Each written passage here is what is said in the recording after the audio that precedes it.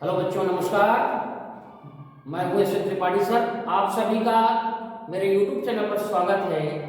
आज बच्चों मैं आप लोगों को 2024 का मॉडल पेपर सॉल्व कराऊंगा, क्लास 10 का, जो कि सब्जेक्ट हमारा साइंस ही होगा। तो हम लोग जो है एक प्रदर्श प्रश्न पत्र को सॉल्व करेंगे, जो मॉडल पेपर के रूप में होगा 2024 के लिए आने वाले किसी एग्जाम में। इसमें से लगभग 80% प्रश्न आपके मिल जाने चाहिए। इसलिए सभी बच्चे जो भी इस मॉडल पेपर को सॉल्व करना चाहते हैं, पूरा का पूरा सॉल्व कराएंगे हम। इसको हम लोग 3 पार्ट में सॉल्व करेंगे। तो सभी बच्चों से मेरा अनुरोध है कि वो कॉपी और पेन लेकर के बैठें, क्योंकि जितने भी प्रश्न हैं इन सभी प्रश्नों को 1 बाय 1 सॉल्व कराया जाएगा। और सभी बच्चे पूरे प्रश्नों को अगर नोट कर लेते हैं तो ये एक एग्जाम के जैसे ही महसूस कर पाएंगे कि किस प्रकार के प्रश्न हमारे परीक्षा में आते हैं। तो हम लोग थोड़ा सा एक बार मॉडल पेपर को मैंने दिखा दिया है कि इस टाइप का ही मॉडल पेपर आएगा, और जैसे जैसे हम लोग सॉल्व करेंगे अब हम लोग जो है बात करेंगे उन प्रश्नों पर। ठीक है, तो आइए देखते हैं पहला प्रश्न पत्र में क्या क्या कंडीशंस होती हैं। तो यहाँ पर मैं प्रश्न पत्र को पढ़ूंगा। सबसे पहले यहाँ पर प्रश्न पत्र बेटा आपका जो है 2 खंडों में विभाजित है। ठीक है, खंड आ और खंड बा। तो खंड जो आ है इसमें उपखंड बनाए गए हैं, का भागा में विभाजित किया गया है। आ में आपके बहुविकल्पी प्रश्न आएंगे इस बार, जो कि OMR शीट पर भरे जाएंगे। ठीक है, तो ये 20 जो 20 आपके बहुविकल्पी प्रश्न है ये आपको OMR शीट पर ही करना होगा। ठीक है, इन प्रश्नों को हम लोग आज सॉल्व करेंगे, और इसी प्रकार जो है अन्य जो प्रश्न आपके बहुविकल्पी के अलावा लघु उत्तरी दीर्घ उत्तरी खंड में हैं, इनको भी हम लोग पूरा जो है फुल सॉल्यूशन के तहत जो है सॉल्व करेंगे।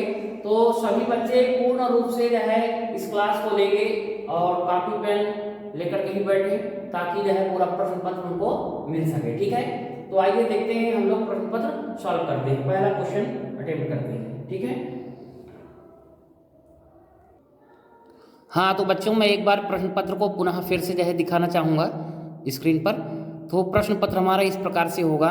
लिखा हुआ है प्रारंभ के 15 मिनट जो है परीक्षार्थियों को प्रश्न पत्र पढ़ने के लिए निर्धारित है।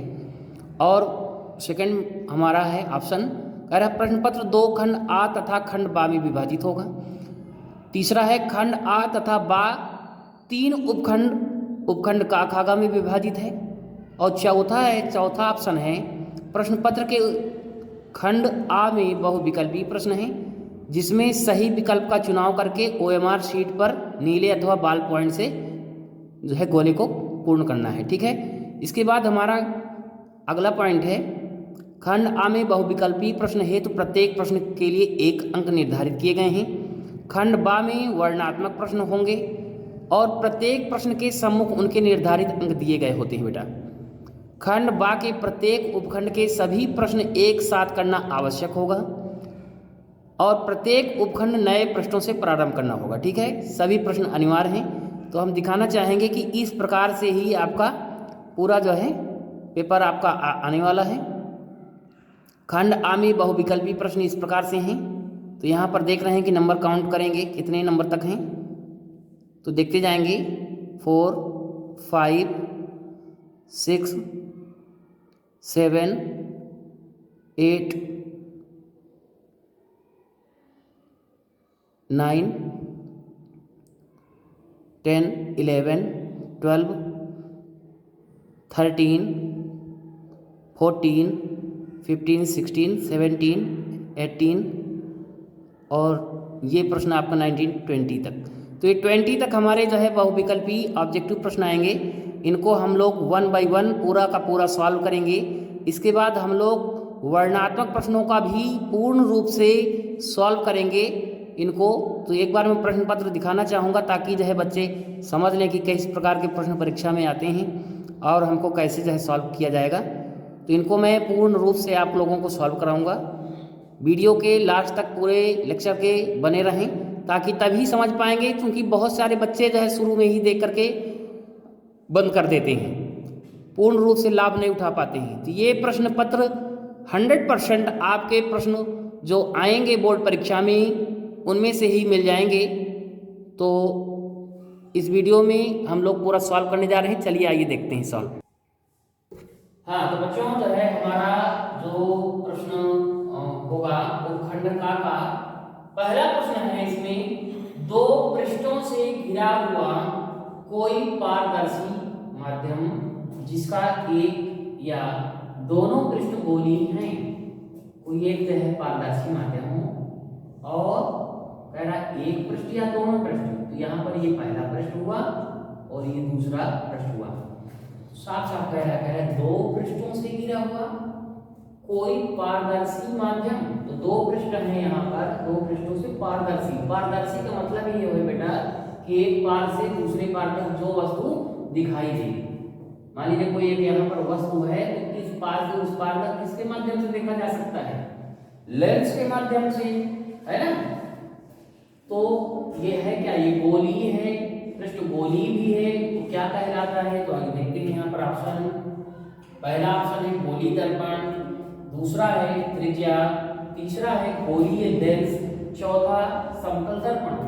तो बेटा दर्पण की तो हम लोग कंडीशन पहले ही पढ़ चुके हैं कि अगर यहाँ पर अगर हम पहली ऑप्शन को लिया जाए कि पहला ऑप्शन होगा तो पहला नहीं होगा। क्यों नहीं होगा? आज देखते हैं। गोलीय दर्पण, दर्पण है तो इसका मतलब किसी भी एक तरफ पर इसके पॉलिश हो जाएगी। अगर पॉलिश हो जाएगी तो एक तरफ से हम दूसरी तरफ कहाँ देख सकते हैं? नहीं देख पाएंगे, है ना।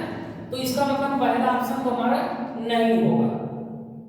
दूसरी बात त्रिज्या, त्रिज्या का तो यहाँ पर कोई लेना देना ही नहीं है ना, क्योंकि दो पृष्ठों से घिरा हुआ कोई पारदर्शी माध्यम की बात कर रहा है, तो त्रिज्या से क्या लेना देना? त्रिज्या तो मान लीजिए कि पृष्ठ है, ऐसा हुआ यहाँ से सेंटर हुआ, सेंटर से जो पोल तक की डिस्टेंस हुई ये वक्रता त्रिज्या होगी, तो त्रिज्या यहाँ पर त्रिज्या का भी कोई मतलब नहीं है। अगला गोलीय लेंस, तो लेंस ही एक हमारा ऑप्शन है, कोई भी है गोलीय लेंस है, इस प्रकार का दो पृष्ठों से घिरा हुआ। अगर हम तीसरे ऑप्शन की बात करें समतल दर्पण, समतल का मतलब जिसका पृष्ठ जो है सम हो, बराबर हो, और दर्पण तभी बनेगा जब इसमें एक तरफ पॉलिश हो जाएगी। अगर पॉलिश हो जाएगी तब भी एक तरफ से दूसरे तरफ नहीं देखा जा सकता। पॉलिश हो जाएगी किसी चीज में तो कहाँ दूसरी तरफ दिखाई देगा। तो इसका मतलब पहला ऑप्शन नहीं होगा, दूसरा भी ऑप्शन नहीं होगा और चौथा भी नहीं होगा। तो इसका मतलब हमारा ऑप्शन क्या हुआ बेटा? गोलीय लेंस हुआ। पहले का हमारा ऑप्शन क्या हो जाएगा? गोलीय लेंस हो जाएगा। ठीक है, समझ में आया सभी के? आइए दूसरे क्वेश्चन को अटेम्प्ट करते हैं। कि यहाँ पर हमारा जो पहला है, पहले में हम लोग सही पर टिक का निशान लगा लिए गोलीय लेंस, बाकी हमारे ऑप्शन गलत है। ठीक है, तो गलत पर हमें कुछ नहीं करना है। जो आपका ऑप्शन सही हो वो OMR सीट में एक सीट मिलेगी इस टाइप से, उसमें नंबरिंग होगी 1 2 3 4 इस टाइप से होगी बेटा। तो वहां पर A B C D ऐसे ऑप्शन होंगे, गोले होंगे। तो उन गोलों में जो आपका ऑप्शन सही आएगा उसकी पर टिक कर देना है। तो पहले में जैसे हमारा ऑप्शन कौन सा मिला? तीसरा, तो तीसरे नंबर के गोले को आपको क्या कर देना है? ब्लैक कर देना है, ब्लैक या ब्लू बेल से पूर्ण रूप से गोले को सही से टिक करेंगे। ज्यादा दिन समय नहीं बचा एग्जाम के, इसलिए पूर्ण रूप से बातों को ध्यान देकर के ही बच्चे चलेंगे। ठीक है, दूसरे क्वेश्चन को देखेंगे। दंत विशेषक, वीडियो को कोई भी स्किप करके नहीं देखेगा, या तो ना ही देखे तो पूर्ण रूप से देखे तभी समझ पाएगा और पूरा का पूरा मॉडल पेपर सॉल्व करेगा तभी उसको बेनिफिट मिलेगा। ठीक है, और जिन बच्चों ने अभी तक लाइक और सब्सक्राइब नहीं किया वो तुरंत ही चैनल को सब्सक्राइब लाइक कर डालें। दंत विशेषज्ञ मरीजों के, दंत विशेषज्ञ का मतलब है दांत देखने वाले जो डॉक्टर होते हैं। जहां पर आप दांत दिखाने जाते हो वो दंत विशेषज्ञ हैं। जब मरीज के दांतों को देखते हैं तो कह रहा है दांतों का बड़ा प्रतिबिंब। दांत अगर आपका छोटा है तो उसको बड़ा करने के लिए ताकि स्पष्ट रूप से दिखाई दे तो धातु का बड़ा प्रतिबिंब देखने के लिए कह रहा किस दर्पण का, दर्पण कौन से ऐसे मिरर का, शीशे का उपयोग करते हैं। तो आइए देखते हैं ऑप्शन में। पहला ऑप्शन है हमारा बेटा कौन सा, अवतल दर्पण, दूसरा है समतल दर्पण, तीसरा है उत्तल दर्पण।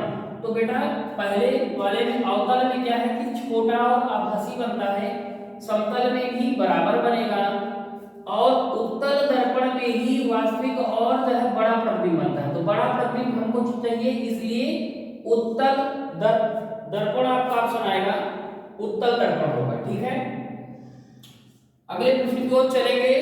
सभी बच्चे ध्यान से देखते रहें। सभी बच्चे कॉपी और पेन लेकर के बैठे हैं, कॉपी में ही पूरे प्रश्नों को नोट करके चलें। और ये 100% चूंकि ये मॉडल पेपर आपकी गवर्नमेंट के वेबसाइट से भी डाउनलोड करके सॉल्व कराया जा रहा है, तो पूर्ण रूप से एक प्रदर्श है 2023 और 24 का ये विशेषज्ञों द्वारा जो है मॉडल पेपर तैयार किया जाता है। अगर बच्चे इसको सॉल्व कर लेते हैं तो उम्मीद है कि 80% तक इसमें से प्रश्न आपके आ जाएंगे, मिल जाएंगे। तो पूर्ण रूप से ध्यान देकर के सॉल्व करेंगे। अगला क्वेश्चन, किसी उत्तल लेंस, कोई उत्तल लेंस है भाई, ठीक है, उत्तल है और लेंस है, कह उसके सामने 2f और अनंत के बीच कोई बिंब वस्तु रखा गया है। तो यहाँ पर अगर हम बात करें तो यहाँ पर थोड़ा सा समझा दूंगा साइड में।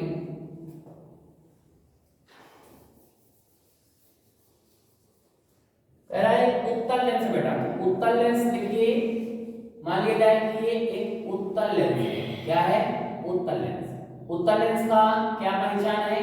तो दोनों पृष्ठ उभरे हुए हो भाई, है ना, ये उत्तल लेंस होता। और इसके सामने कह रहा है कि कोई वस्तु रखी, वस्तु कहां पर देखो, उत्तल लेंस का एक इधर फोकस होता है पॉइंट, एक इधर फोकस पॉइंट होता है, दो फोकस पॉइंट होती है। एक पहला फोकस पॉइंट इधर होता है और इधर होता है F2। सभी बच्चे समझ रहे हैं? तो कोई वस्तु जो हमारी रखी गई है वो कह रहा है, प्रश्न कह रहा है हमारा कि वह क्या कह रहा है, किसी उत्तल लेंस के सामने, ये उत्तल लेंस है, इसके सामने कितनी दूरी पर, 2f दूरी पर, मतलब कि फोकस दूरी का जस्ट डबल, ठीक है, और अवतल सॉरी अनंत के बीच। तो यहाँ पर अनंत का मतलब इधर जो है उत्तल लेंस के सामने चलते जाएंगे मुख्य अक्ष पर, है ना, तो फोकस दूरी पर और अनंत के बीच में रखा गया, अनंत इधर कहीं भी हो सकता है, ठीक है। तो यहाँ पर कोई वस्तु को क्या किया गया है, रखा गया है। तो कह रहा है इसका प्रतिबिंब कैसा बनेगा, ठीक है। तो प्रतिबिंब कैसे बनेगा भाई, कोई भी वस्तु है, वस्तु चलने वाली तो भी रे किरणें हो, ठीक है, किरणें पहले रह जाएंगी, लेंस में टकराएंगे, लेंस से क्रॉस करके। तो याद रहे ये माध्यम हमारा जो है विरल है, लेंस हमारा सघन माध्यम हुआ। तो जब भी विरल से सघन में कोई भी किरण जाती है तो थोड़ा सा बेंड हो जाती है, झुक जाती है। तो झुकने की वजह से ये क्या हो जाएगा, कहीं ना कहीं क्रॉस करके जाएगा, ठीक है। इतनी बात सभी समझ में आ रही है बात भाई कि नहीं आ रही है? दूसरी किरण हमारी ये कहीं ना कहीं से जाएगी, जो कि हमारी कहां से जाएगी, लेंस के केंद्र से आएगी। तो इस प्रकार से जाएगी कि कहीं ना कहीं काटेंगे, जहां क्रॉस करेंगे फोकस पॉइंट यहाँ पर नहीं मानेंगे, नहीं होगा। तो ये यहाँ से तक जो हमारी पूरी होती है, ये हमारी क्या होता है, प्रतिबिंब की लंबाई होती है, ठीक है। तो इस प्रकार यहाँ पर जो ऑप्शन की अगर हम बात करें तो देखेंगे वास्तविक और उल्टा। तो यहाँ पर वास्तविक भी बन रहा है और उल्टा बनेगा, है ना, और छोटा बनेगा। दूसरा है वास्तविक उल्टा और बड़ा, तीसरा है हमारा वास्तविक उल्टा और बड़ा, चौथा ऑप्शन है डी आभासी सीधा और बड़ा। तो यहाँ पर बच्चे बताए भाई क्या कौन सा ऑप्शन आएगा? तो ऑप्शन में हमारा बेटा ए आएगा, वास्तविक उल्टा और छोटा होता है, वास्तविक उल्टा और छोटा होता है, ठीक है। तो चलिए अगले प्रश्न को देखेंगे अब इसके बाद। हाँ तो बच्चों जो है अगला प्रश्न हमारा है, मानव नेत्र अभिनेत्र लेंस की फोकस दूरी को समायोजित करके विभिन्न दूरियों पर रखी वस्तुओं को फोकसित कर सकता है, ऐसा हो पाने का कारण है। तो बेटा पहला ऑप्शन हमारा है जरा दूरदर्शिता, दूसरा है समंजन, तीसरा ऑप्शन है सी निकट दृष्टि दोष, डी ऑप्शन है दीर्घ दृष्टि। तो यहां पर बेटा बता देना चाहूंगा कि इस स्थिति में समंजन जो है होने के कारण ऐसी स्थिति आती है। ठीक है, तो ऑप्शन हमारा बी होगा समंजन। अगले क्वेश्चन की ओर बढ़ेंगे। अगला क्वेश्चन 5th नंबर है, कॉलम ए में दी गई राशियों का सम्मेलन करना है कॉलम बी में दिए गए जो एसआई मात्रक हैं उनसे।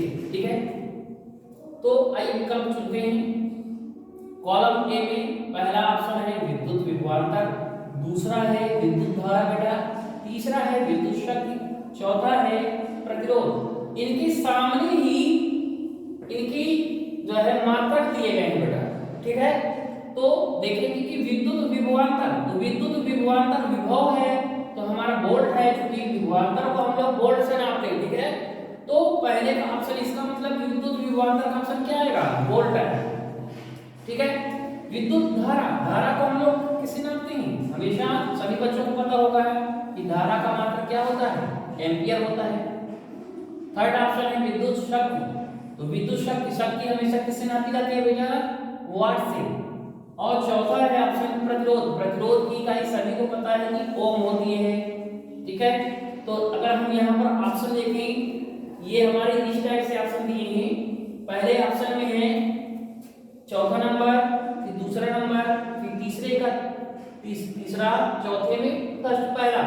तो ऑप्शन अगर हम क्रम में देखेंगे, पहले में चौथा ऑप्शन, तो पहले वाले में भाई चौथा ऑप्शन बैठ रहा है। चौथे लाइन का देखो विद्युत विभवांतर है, इसमें चौथे नंबर पर हमारा वोल्ट लिखा हुआ है। ठीक है, ये इतनी बात तो सही है, पहले में भी सही समझ में आ रहा है कि पहला भी हो सकता है। दूसरे ऑप्शन को देखेंगे, सेकंड वाले को विद्युत धारा, तो विद्युत धारा की हमने पहले नंबर पर, यहाँ पर ये देखो पहले नंबर पर एम्पियर लगा हुआ है। ठीक है, तो पहले नंबर पर क्या ऑप्शन हमारा आ रहा है, दूसरे में दूसरा लिखा है। इसका मतलब ये ऑप्शन यहाँ से खत्म, यहाँ से समाप्त हुआ। पहले को हम नहीं, हमको हमारा ऑप्शन नहीं हो सकता। दूसरे वाले को देखते हैं, बी ऑप्शन में क्या है, कह रहा पहले में पहला, तो पहले में पहला तो वही हो ही नहीं सकता, क्योंकि विद्युत विभवांतर और इसका ऑप्शन हमारा चौथे नंबर पर मिला है। यहाँ पर हम अगर बात करें तो ये पहला, ये सेकंड ऑप्शन नंबर था, ये तीसरा नंबर था, और चौथा नंबर था।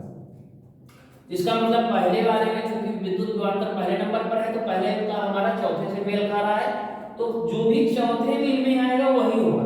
तो देखेंगे कि बी ऑप्शन में भी पहले शुरू है, सी में भी पहले शुरू है, इसका मतलब ये दोनों ऑप्शन नहीं होंगे। ठीक है, जनरल दिमाग शॉर्टकट पाने के लिए हम लोग ऐसा अप्लाई कर रहे हैं। तो डी ऑप्शन में पहला में हमारा चौथा आंसर। ये आगे भी चेक कर लेते हैं कि सही बात है कि गलत तो नहीं हो रहा है कहीं। तो दूसरे में विद्युत धारा है, विद्युत धारा को देखेंगे पहले क्वेश्चन नंबर पर लगा हुआ है, फर्स्ट नंबर पर एम्पियर पर है, मतलब कि पहले ही लाइन में पहले नंबर पर एम्पियर आ रहा है, तो दूसरे ऑप्शन में हमारा एम्पियर है, बिल्कुल सही जा रहा है। तीसरे पर विद्युत शक्ति, विद्युत शक्ति कौन सी लाइन पर मिलाया गया, विद्युत शक्ति को सेकंड पर मिलाया गया, सेकंड में मतलब है, तो अगला हमारा क्या है, सेकंड पर आ रहा है। तीसरा ऑप्शन हमारा सेकंड पर आ रहा है। चौथा भी प्रतिरोध हमारा किस पर है, थर्ड पर है, तो चौथे में थर्ड। इसका मतलब हमारा सही जवाब क्या होगा, डी ऑप्शन। ठीक है, सभी के समझ में आ गया है, तो आगे बढ़ते हैं, नोट कर लीजिए आप लोग। अगला क्वेश्चन हम लोग छठा क्वेश्चन करेंगे। हाँ बेटा, अगला क्वेश्चन, दो चालक तार जिनके पदार्थ लंबाई तथा व्यास समान किसी विद्युत परिपथ में पहले श्रेणी क्रम में और बाद में पार्श्व क्रम में संयोजित किए जाते हैं, तो श्रेणी क्रम तथा पार्श्व क्रम संयोजन में उत्पन्न ऊष्माओं का अनुपात क्या होगा। तो यहाँ पर ऑप्शन बेटा आपका 4:1 होगा। ठीक है, 4:1 इसका सॉल्यूशन आया है। अगला क्वेश्चन देखेंगे, किसी विद्युत धारावाही सीधी लंबी परिनालिका के भीतर चुंबकीय क्षेत्र होता है, तो यहाँ पर पहला है 0 होता है, दूसरा है ऑप्शन इसके सिरे की ओर जाने पर घटता है, तीसरा ऑप्शन है इसके सिरे की ओर जाने पर बढ़ता है, चौथा है सभी बिंदुओं पर समान रहता है। तो देखो बेटा, किसी भी विद्युत, कोई भी विद्युत धारावाही सीधी हो या कैसे लंबी परिनालिका का है, तो उसके भीतर जो चुंबकीय क्षेत्र होगा बेटा, वो सभी बिंदुओं पर समान रहेगा, परिभाषा के अकॉर्डिंग। ठीक है, सभी बिंदुओं पर समान होता है। तो ये रहा हमारे खंड ए से रिलेटेड 7 क्वेश्चन। अब हम लोग खंड बा और सा यानी ये तो रहे हमारे फिजिक्स से रिलेटेड क्वेश्चंस। अब केमिस्ट्री और बायोलॉजी से रिलेटेड जो क्वेश्चन होंगे उनको हम लोग अगले लेक्चर में जो है सॉल्व करेंगे। इसके बाद फिर अगले लेक्चर में हम लोग वर्णनात्मक क्वेश्चन को सॉल्व करेंगे, ठीक है। अगले लेक्चर में भी हम लोग जो भी बचे हुए आपके खंड बा और सा, इसके बाद वर्णनात्मक क्वेश्चन होंगे, इन सभी के सॉल्यूशन को जो है देंगे। तो जिन बच्चों को पूर्ण रूप से सॉल्यूशन चाहिए और अभी तक हमसे जुड़े नहीं हैं, चैनल को लाइक और सब्सक्राइब नहीं किए हैं, वो कर लें ताकि आने वाली वीडियो का जो भी नोटिफिकेशन है आप तक पहुंच सके और आपको पूर्ण रूप से इसका सॉल्यूशन मिल सके, ठीक है। आशा करता हूं कि आप लोगों को जो आज पढ़ाया गया है ये सॉल्यूशन समझ में आया होगा और बिल्कुल इससे रिलेटेड क्वेश्चन 100% मिलने चाहिए, क्योंकि ये विषय विशेषज्ञों द्वारा ही मॉडल पेपर तैयार किए जाते हैं। तो आज की इस क्लास में इतना ही। Thank you very much. Hello, हाँ सभी बच्चों को नमस्कार। आज हम लोग मॉडल पेपर 2024 के जो कल सॉल्व कर रहे थे उसी को आगे बढ़ाएंगे बच्चों। तो आज हम लोग बहुविकल्पी के उपखंड खा और गा को सॉल्व करेंगे, ठीक है। तो आइए देखते हैं इस मॉडल पेपर में पहला जो अगला खंड उपखंड खा का प्रश्न है क्या है। तो हमारा प्रश्न अगला है केमिस्ट्री का, बेंजीन का संरचनात्मक सूत्र है। तो यहाँ पर बेटा बेंजीन का संरचनात्मक सूत्र दिए गए हैं। ऑप्शन ए में ये संरचना है, बी में ये, सी में ये, सॉरी, और डी में ये संरचना बनी। देखते हैं इसमें भी कार्बन हमारे कितने हैं, 1 2 3 4 5 6 कार्बन इसमें भी है बेटा। लेकिन यहाँ पर अगर हाइड्रोजन को हम संतुष्ट करें तो देखते हैं संतुष्ट हो रहा नहीं। 1 2 यहाँ पर देख रहे हैं कि एक कार्बन को संतुष्ट होने के लिए हमको 4 जो है संयोजकताओं की जरूरत होती है बेटा, है ना।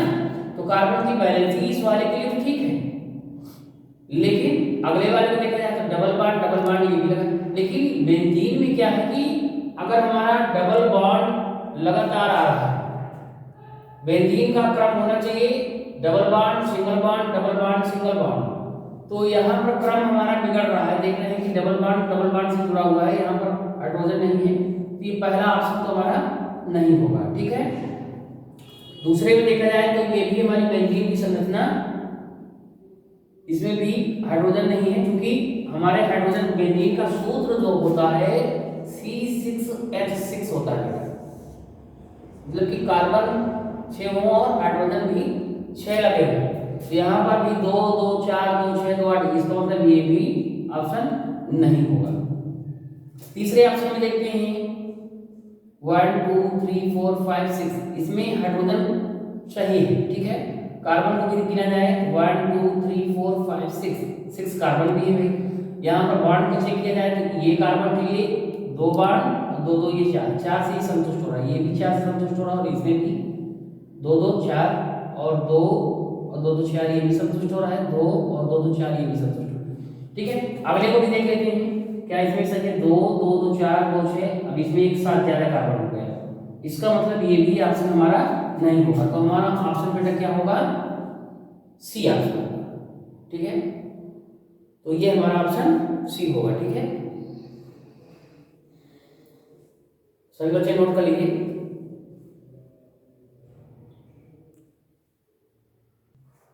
हाँ, तो अगले क्वेश्चन को हम लोग देखेंगे, ये तो रहा हमारा 8वां नंबर। 9वां नंबर में देखेंगे, कह रहा निम्नलिखित में से समजातीय श्रेणी है। तो यहाँ पर समजातीय श्रेणी को देखेंगे, पहला है CH4 C2H6, अगला है CH3OH CH3COOH, C2H6 CH3OH, अगला CH3OH C2H5OH। तो समजातीय श्रेणी में बेटा हम लोग बात करेंगे तो एक ऑप्शन हमारा CH3 और CH3COOH आ रहा है। ठीक है, देख रहे हैं कि ये दोनों जो है हमारे समजातीय श्रेणी में आते हैं। ठीक है, तो यहाँ पर एक ऑप्शन हमारा ये हुआ। अगला CH3OH, CH3 भी हमारा समजातीय श्रेणी की श्रेणी में आता है, इसलिए CH3 ये हमारा भी ऑप्शन हमारा, और C2H5 ये समजातीय श्रेणी के अंतर्गत आते हैं। इनका जो फार्मूला बनता है CH3 समान में आता है, इसलिए ये ही दोनों ऑप्शन तो देखेंगे। यहाँ पर पहला कौन सा ऑप्शन हमारा टिक हुआ, तो सेकंड वाला ये ऑप्शन है, और लास्ट में चौथा वाला ऑप्शन। तो देखेंगे ऑप्शन में कौन सा कह रहा है, उक्त के संबंध में सही विकल्प कौन सा है। तो पहला और दूसरा, पहला और चौथा, दूसरा और चौथा, दूसरा और तीसरा। तो बेटा सी नंबर ऑप्शन हमारा मिलेगा, जिसमें 2 और 4, तो 2 नंबर के CH3OH और CH3COOH ये समजातीय हैं, और चौथे में CH3OH और C2H5OH ये दोनों समजातीय हैं। तो ये हमारा ऑप्शन 2 और 4 किसमें मिल रहा है, सी नंबर पर ही मिल रहा है। तो 2 और 4 ये हमारा सही ऑप्शन आ गया। ठीक है, आइए अगला क्वेश्चन देखते हैं। हाँ बेटा, अगला क्वेश्चन, पृथ्वी की भूपर्पटी में प्राकृतिक रूप से पाए जाने वाले तत्वों या यौगिकों को कहते हैं, क्या कहते हैं, आयस, बी ऑप्शन है गैर, सी ऑप्शन है खनिज, डी ऑप्शन है धातु। तो सभी बच्चे बताएं भाई, सी ऑप्शन सही होगा, खनिज। ठीक है, पृथ्वी की जो भूपर्पटी में प्राकृतिक रूप से पाए जाने वाले तत्व होते हैं, उन यौगिकों को हम लोग क्या कहते हैं बेटा, खनिज कहते हैं। ठीक है, अगला क्वेश्चन देखेंगे, दांतों का क्षय कब प्रारंभ होता है। कहने का मतलब जो दांत हैं हमारे वो टूटना कब प्रारंभ हो जाते हैं। ठीक है, तो ऑप्शन है हमारा, कह रहा मुंह का pH 5.5 से अधिक होने पर, दूसरा ऑप्शन है मुंह का pH 5.5 से कम होने पर, मुंह का pH 7 होने पर, इनमें से कोई नहीं। तो बेटा याद रहे ऑप्शन हमारा यहाँ पर बी होगा। अगर मुंह का pH 5.5 से कम होता है तो हमारे दांत टूटना शुरू हो जाते हैं। ठीक है, अगले क्वेश्चन की ओर चलेंगे। कह रहा अभिकथन फर्स्ट, एक अभिकथन दिया गया है, कह रहा जिंक सल्फ्यूरिक अम्ल के साथ अभिक्रिया कर जिंक सल्फेट तथा हाइड्रोजन गैस बनाता है। बिल्कुल सही है, यह एक विस्थापन अभिक्रिया है, ये भी ठीक है भाई। तर्क सेकंड क्या कह रहा है, आइए देखते हैं। कह रहा जिंक ऑक्सीजन के साथ क्रिया करके जिंक ऑक्साइड बनाता है। तो बेटा जिंक अगर हमारा जो है सल्फ्यूरिक अम्ल के साथ में क्रिया करता है Zn, और सल्फ्यूरिक अम्ल का सूत्र H2SO4। ठीक है, तो ये हमारा जो है यहाँ पर अगर हम बात करें तो क्या हो जाएगा, Zn H2SO4। तो यहाँ पर जिंक हमारा किसके साथ क्रिया करेगा, सल्फेट आयन के साथ करेगा। तो यहाँ पर Zn SO4 और H2 अलग हो जाएगा। तो ये कथन हमारा पहला वाला तो भाई सही बन रहा है। दूसरी बात है जिंक ऑक्सीजन के साथ, तो जिंक को अगर हम ऑक्सीजन के साथ क्रिया करा दें तो ZnO बन जाएगा, जिंक ऑक्साइड बन जाता है। ठीक है, ऑक्सीजन के साथ क्रिया करके जिंक ऑक्साइड बनाता है। ये भी कथन हमारा सत्य है। ऑप्शन में देखते हैं, कह रहा है दोनों अभिकथन फर्स्ट तथा सेकंड तर्क सही है तथा तर्क सेकंड अभिकथन ए का सही स्पष्टीकरण है। दूसरा ऑप्शन है अभिकथन फर्स्ट तथा तर्क सेकंड दोनों सही है, परंतु तर्क अभिकथन का स्पष्टीकरण नहीं है, मतलब कि स्पष्ट नहीं कर पा रहा पहले वाले को। ठीक है, स्पष्टीकरण नहीं है सेकंड वाला। तीसरा ऑप्शन है अभिकथन फर्स्ट सही है परंतु सेकंड गलत है बेटा। तो चौथे में देखेंगे डी में, तो पहला तथा दूसरा मतलब कि दोनों आपके कथन जो है गलत है। तो यहाँ पर अगर हम बात करें तो दो ऑप्शन हमारे सही हो सकते हैं, या तो पहला या तो जो है दूसरा। तो जिंक ऑक्सीजन के साथ क्रिया करके जिंक ऑक्साइड बनाता है, ये भी बात सही है। तो अभिकथन जो है ए सही बात है, दूसरा भी सही है। और अभिकथन का सही स्पष्टीकरण है, तो स्पष्टीकरण हमारा हो रहा है इससे, इसलिए ऑप्शन जो है हमारा क्या इसमें का आएगा, ए नंबर ही बेटा आएगा, इसका ए नंबर ही सही होगा। ठीक है, चलिए आइए अगले क्वेश्चन की ओर चलते हैं। हाँ बेटा, अगला क्वेश्चन है हमारा 13, कह रहा निम्नलिखित रासायनिक समीकरण को पूरा कीजिए। तो यहाँ पर एक रासायनिक समीकरण दिया गया है, NaOH सोडियम हाइड्रोक्साइड है plus dot dot dot CH3COOH, दूसरी तरफ CH3COONaH2O। यहाँ पर देखा जाए तो सोडियम का मॉलिक्यूल कितना है, एक 1 है, और O का भी एक हाइड्रोजन भी 1 है, और C और H3 C8 H3 3 है, यहाँ C8 और OO एक एक H एक। यहाँ पर काउंट किया जाए तो देखा जाए तो कार्बन एक कार्बन ये 2, तो कार्बन यहाँ पर कितने आ गए, कार्बन यानी आ गए बेटा 2। हाइड्रोजन को काउंट किया जाए तो H3 3 है हाइड्रोजन, यहाँ H2 5 है, तो इसका मतलब हाइड्रोजन इस साइड में कितना है, 5 है। फिर इसके बाद O को कम किया जाए तो 1 और 1 2, और यहाँ 3, तो यहाँ O भी हमारा 3 है। और Na की अगर हम बात करें लास्ट में, Na हमारा कितना है, Na हमारा 1 है। ठीक है, तो यहाँ पर इस साइड में चेक किया जाए तो C2, यहाँ पर देखा जाए तो C दो तो C हो गया, इसका मतलब बैलेंस में है। हाइड्रोजन की बात करें तो H3 और H प्लस H ऐड हो रहा है, तो 3 1 4 1 5 ये भी बैलेंस में आ रहा है। ऑक्सीजन की अगर हम बात करेंगे तो OO 2 और 1 यहाँ 3, यहाँ हमारा ऑक्सीजन भी बराबर बैलेंस में है। Na सोडियम भी 1 है, इसका मतलब समीकरण हमारा संतुष्ट है। ठीक है, तो CH3COOH मतलब CH3OH, ये हमारा जो है ऑप्शन क्या आएगा, CH3OH ही आएगा। इसका मतलब ये कंप्लीटेड है, सही है, बैलेंस में आ रहा है ना, दोनों साइड से बैलेंस पर आ रहा है, तो ऑप्शन हमारा बी आएगा। आइए अब हम लोग खंड ग को करेंगे, बायोलॉजी के पार्ट को, चलिए देखते हैं। हाँ बेटा, अगला क्वेश्चन देखेंगे 14, अंतः श्वसन के दौरान वायु प्रवाह का सही मार्ग कौन सा है। ठीक है, तो इसका सही जवाब बताएंगे बच्चे। पहला ऑप्शन है नासा द्वार, अरे नासा द्वार से कंठ में जाते हैं, फिर एयर ग्रसनी में, फिर श्वास नली में, फिर फेफड़े में। दूसरा बी ऑप्शन है नासा मार्ग से होकर के नासा द्वार में, फिर नासा द्वार से श्वास नली और फिर ग्रसनी, फिर कंठ कूपकाएं तक पहुंचती है।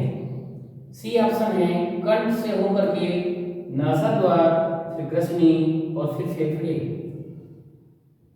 चौथा ऑप्शन है नासा द्वार, फिर ग्रसनी, फिर कंठ, श्वास नली और कूपकाएं।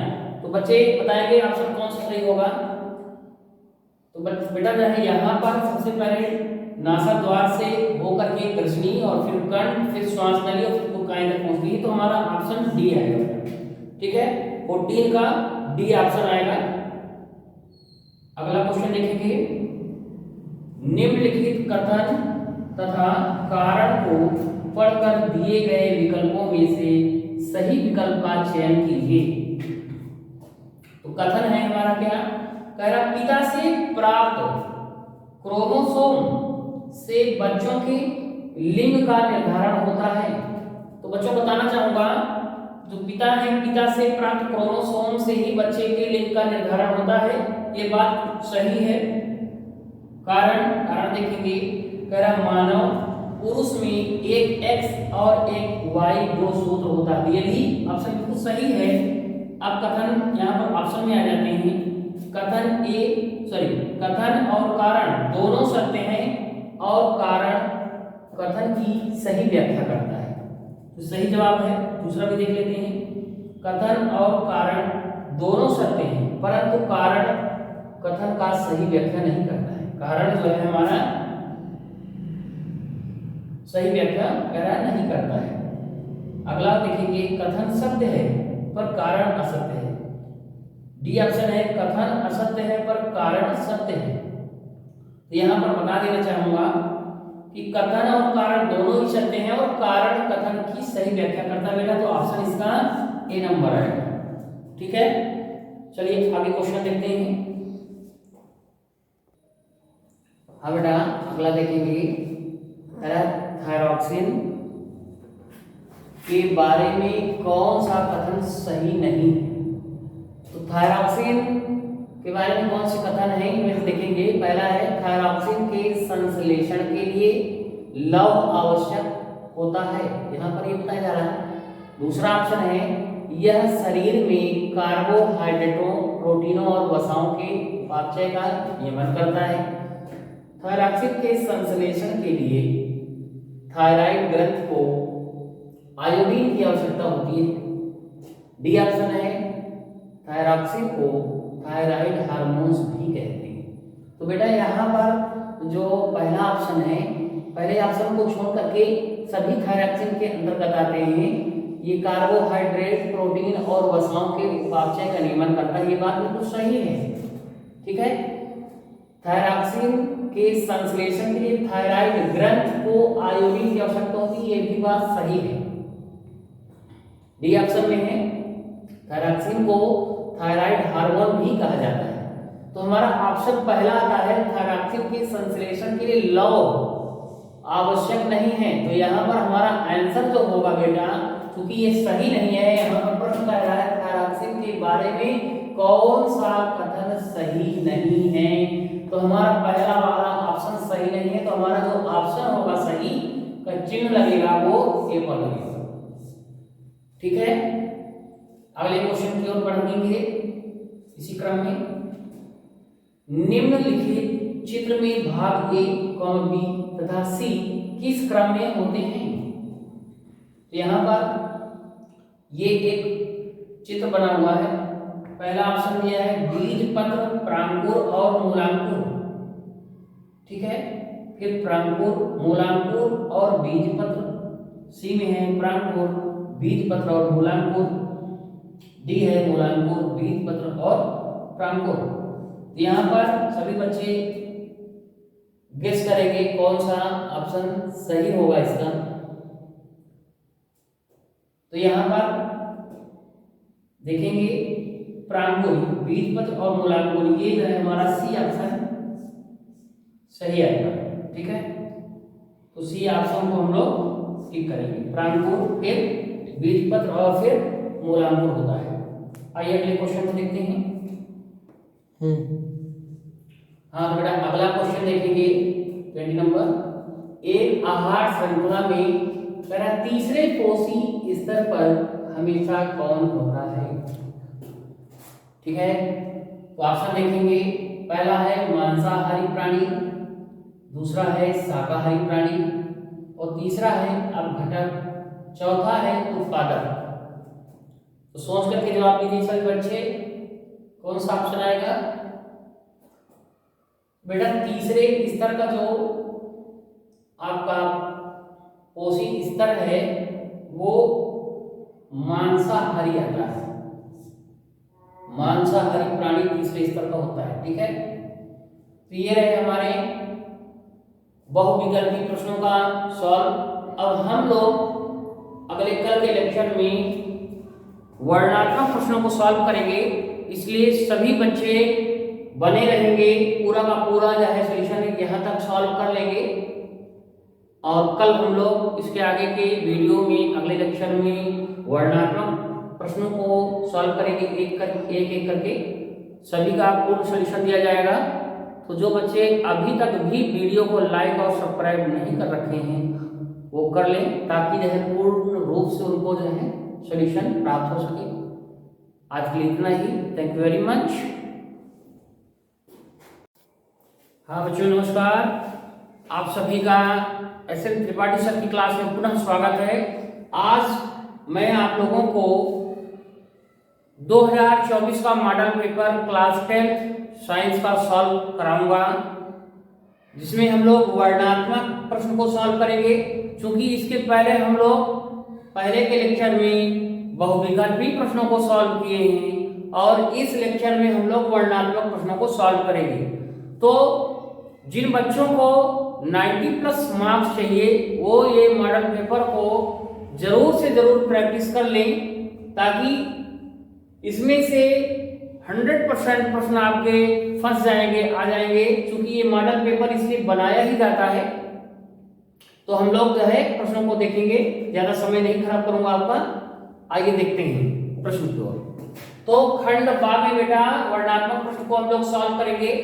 पहला क्वेश्चन है हमारा, दृष्टि दोष किसे कहते हैं और यह कितने प्रकार के होते हैं। ठीक है। दूसरा, पहले ही प्रश्न में दूसरा हमारा सेक्शन है, हमें आकाश में इंद्रधनुष केवल वर्षा के पश्चात ही क्यों दिखाई देता है।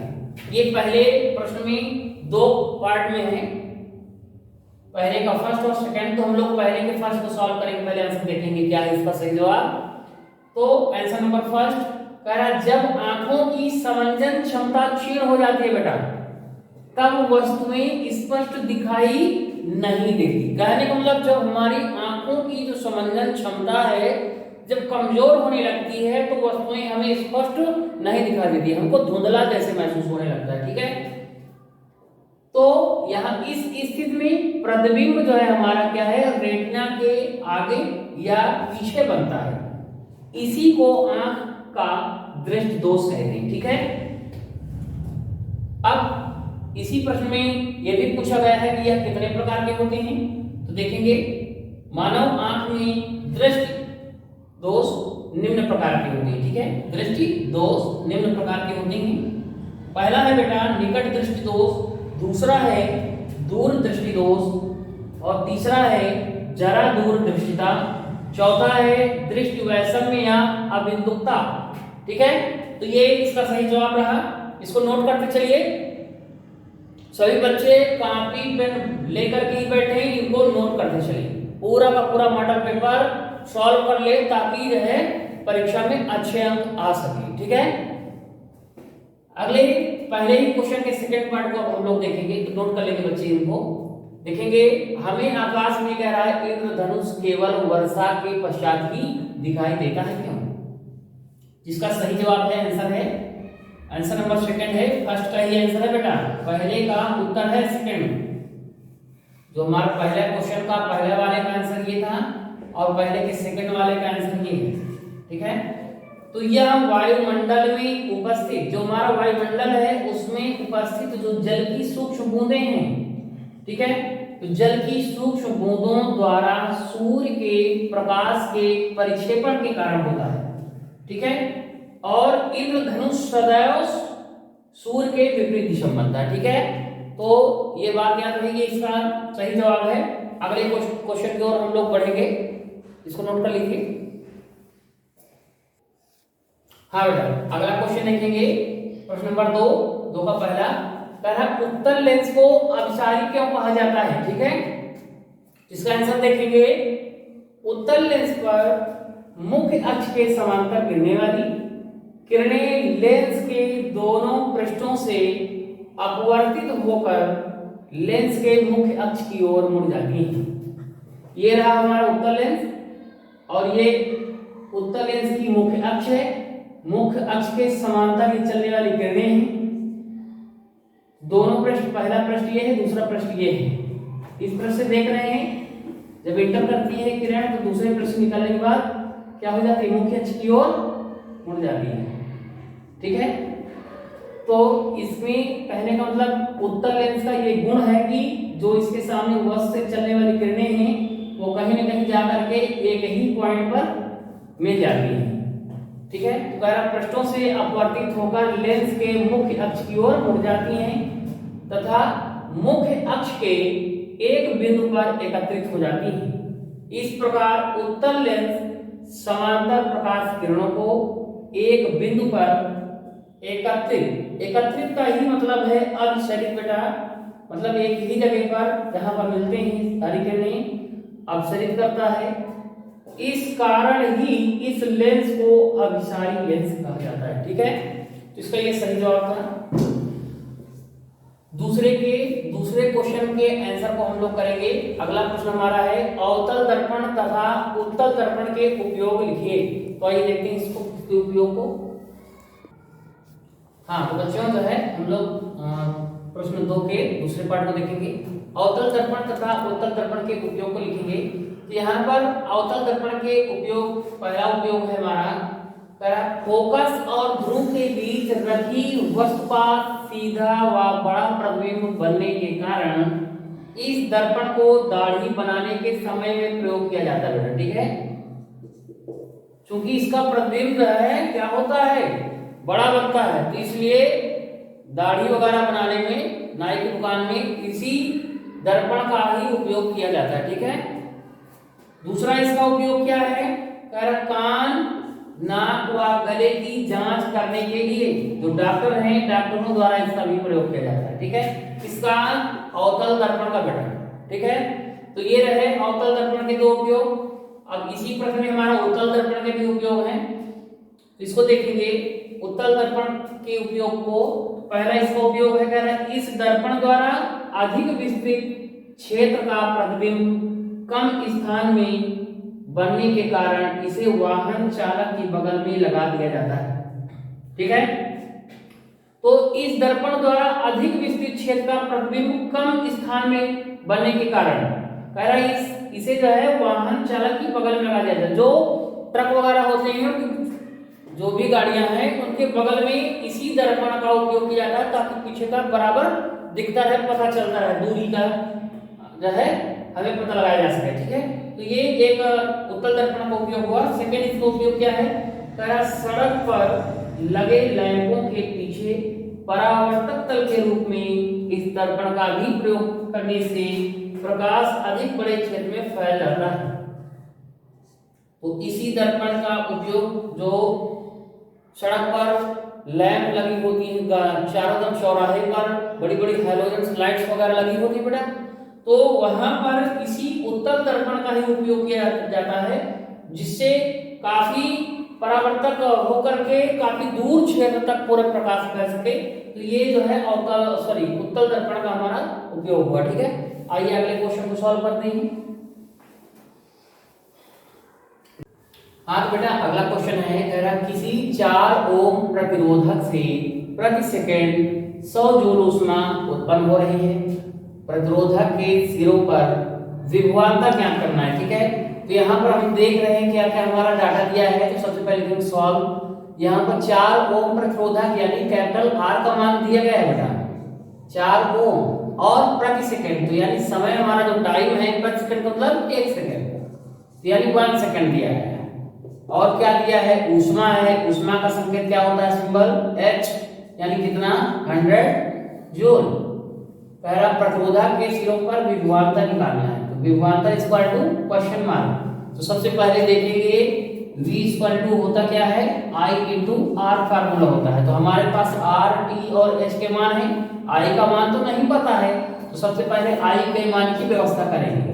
तो I इक्वल टू हम लोग फार्मूला लगाएंगे, कौन सा एक फार्मूला है हमारे पास, VI equal to H upon RT होता है बेटा। ठीक है, तो H की वैल्यू है 100, R की वैल्यू है हमारे पास 4 और ये 1। इसको 4 से 100 को काटेंगे तो 4 2 सा 8 और 2 4 5 सा 20, दैट मींस 25। इसको सॉल्व करेंगे, सॉरी कितना आ जाएगा, 5 आ जाएगा। 5 क्या एम्पियर, यानी I की वैल्यू आ गई 5 एम्पियर। हमको निकालना क्या है, V निकालना है। तो v इक्वल टू आई यानी 5, r की वैल्यू कितनी है 4 है, रख दिए 5 4 है 20, ये हमारा आंसर आ गया 24। नोट कर लीजिए सभी बच्चे। हाँ बेटा अगला क्वेश्चन है 3 का सेकंड का, कह रहा है 20 ओम प्रतिरोध की कोई विद्युत इस्त्री, कोई एक प्रेस है, ठीक है, इस्त्री विद्युत इस्त्री होती है, प्रेस को बोलते हैं बेटा, तो जिसमें 20 ओम का जो है प्रतिरोध लगा हुआ है कहने का मतलब, और 5 एम्पीयर विद्युत धारा जो है इसमें जा रही है, मतलब कि 5 एम्पीयर विद्युत धारा लेती है वो प्रेस। अब कितने सेकंड में 30 सेकंड में उत्पन्न हमको ऊष्मा परिकलित करना है, ठीक है। तो यहाँ पर सबसे पहले प्रतिरोध दिया है तो इसको नोट करेंगे। सबसे पहले क्या करते हैं सॉल्व लिखते हैं बेटा, जो डाटा दिया है उसको कलेक्ट करेंगे। तो यहाँ पर रेजिस्टेंस दिया है, वैल्यू दी है कितनी आर की 20 ओम दिया है, ठीक है। नेक्स्ट आगे देखेंगे कह रहा है कोई विद्युत इस्त्री 5 एम्पीयर विद्युत धारा, तो आई का मान भी दिया है कितना, यहाँ पर 5 एम्पीयर दिया है, ठीक है।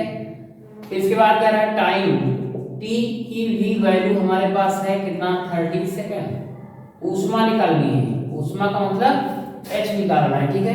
तो सभी बच्चों को पता होना चाहिए कि h निकालने के लिए अभी हम थोड़ी देर पहले सूत्र भी बताए थे, v स्क्वायर क्या होता है r इंटू टी होता है फार्मूला, ठीक है। v स्क्वायर और v square upon r into T, तो h इक्वल टू यहाँ पर वैल्यू रख देंगे तो ठीक है। सबसे पहले हमको निकालना पड़ेगा v की वैल्यू, क्योंकि v की वैल्यू तो नहीं है, तो v की वैल्यू निकालने के लिए क्या होता है v इक्वल टू होता है बेटा i इंटू r। तो i की वैल्यू गिवन है इन योर क्वेश्चन 5 और r की वैल्यू है 20, तो कितनी आ जाएगी 5 2 10 यानी 100 आ गया, 100 वोल्ट।